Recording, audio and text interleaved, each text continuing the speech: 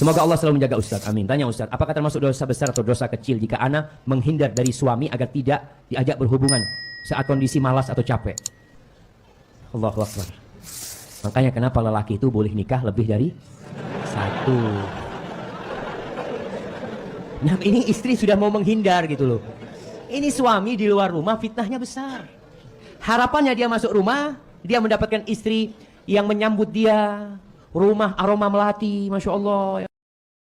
Kemudian istri dengan penampilan yang indah, itu yang diinginkan suami. Kalau kemudian suami pulang, istri menghindar dengan berpakaian yang nggak mengenakan lah. Aromanya dia pakai minyak kayu putih supaya suami nggak ada hasrat lah lihat ini kan. Jadi anak rasa termasuk kewajiban istri adalah melayani suaminya. Kalau bicara apakah itu jadi dosa besar atau dosa kecil, tergantung kondisi suami. Kalau suaminya marah karena anti menolak, itu anti dilaknat sampai subuh. Tapi kalau suami memaklumi kondisi anti, selesai, nggak ada masalah. Karena posisinya rumah tangga ini dibangun di atas saling memahami, saling memaklumi. Ya, kalau istri capek, lelah, berpikirlah pahala yang didapatkan ketika dia melayani suaminya.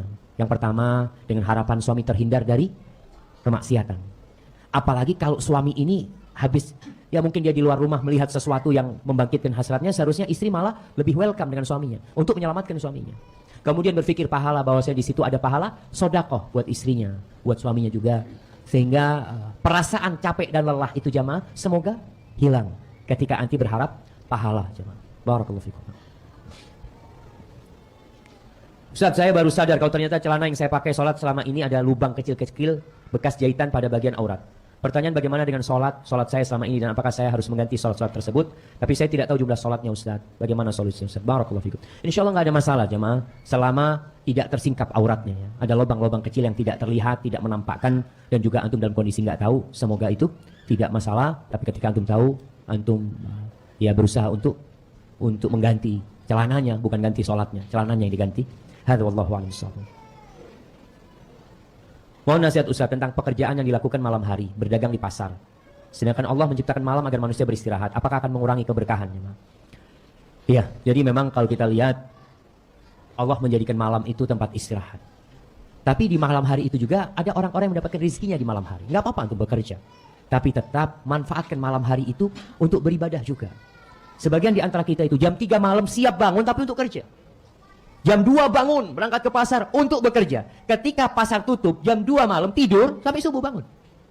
Di sini yang menyebabkan antum akhirnya kurang berkah. Tapi ketika antum tetap memanfaatkan, kalau antum memang kerja di malam hari, antum manfaatkan untuk berzikir. Sepertiga malam hari untuk beristighfar, untuk berdoa memohon kepada Allah SWT. Karena apa? Yang mendorong antum untuk bangun di malam hari itu pekerjaan. Tapi bagaimana menjadikan momentum tersebut bermanfaat buat antum. Berkah hidup antum insya Allah. Kalau memang ada orang yang bekerja di malam hari. Hadza wallahu a'lam bishawab.